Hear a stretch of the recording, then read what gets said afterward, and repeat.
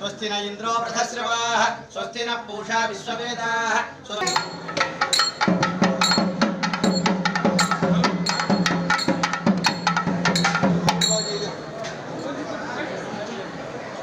अम्मा नंबर लो लेडीज अंदर आनम्मा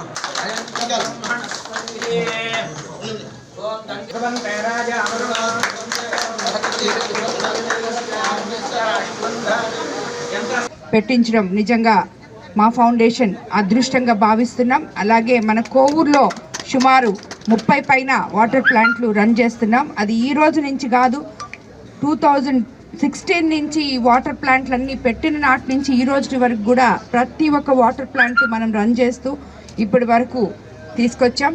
రాబోయే రోజుల్లో కూడా ఎక్కడ వాటర్ ప్లాంట్స్ అవసరమో అక్కడ ఫౌండేషన్ తరఫున మేము ఇస్తూ ఉన్నాం.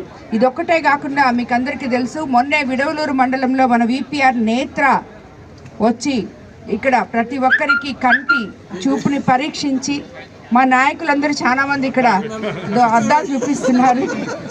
అంటే ఇప్పుడు వేరే ఉదయగిరి కాన్స్టిట్యున్సీలో అక్కడంతా చేస్తే 50% వస్తే మన కోవూరు కాన్స్టిట్యున్సీలో అసలు కళ్ళే చూపించుకున్నట్లేరు. 67%, 70% వస్తుంది.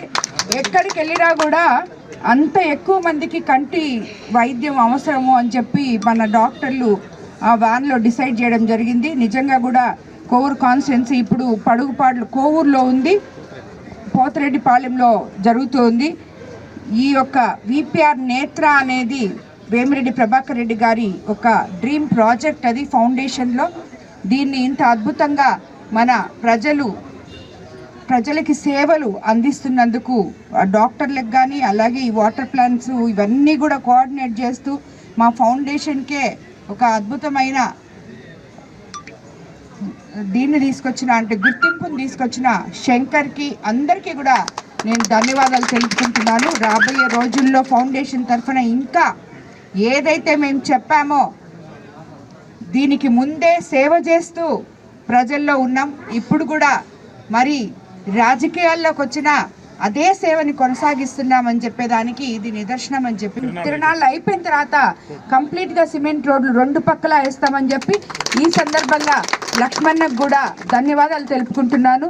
కాబట్టి రాబోయే రోజుల్లో ఈ 10 రోజులు ఇక్కడ ఎటువంటి ఆటంకాలు లేకుండా సామాన్య భక్తులకి పెద్దపీట వేస్తూ ఈ తిరునాళ్ళు బ్రహ్మోత్సవాలు జరపాలని ఈఓ గారిని అలాగే ట్రస్ట్ బోర్డు చైర్మన్ని మెంబర్స్ని అందరినీ కోరుకుంటున్నాను. స్థానిక నాయకులందరూ కూడా దీంట్లో భాగస్వాములై ఎక్కడా బయట నుంచి వచ్చిన భక్తులకి ఎవరికి ఎటువంటి ఇబ్బందులు లేకుండా చూడాలని ఆల్రెడీ అధికార యంత్రాంగానికి అందరికీ కూడా రివ్యూ మీటింగ్ తీసుకొని చెప్పడం జరిగింది. వాళ్ళు కూడా తగు చర్యలు తీసుకుంటూ ఈ బ్రహ్మోత్సవాల్ని అత్యంత వైభవంగా జరపాలని అందరూ భక్తులందరికీ ఆ రామలింగేశ్వర స్వామి వారి ఆశీస్సులు ఉండాలని కోరుకుంటూ ధన్యవాదాలు.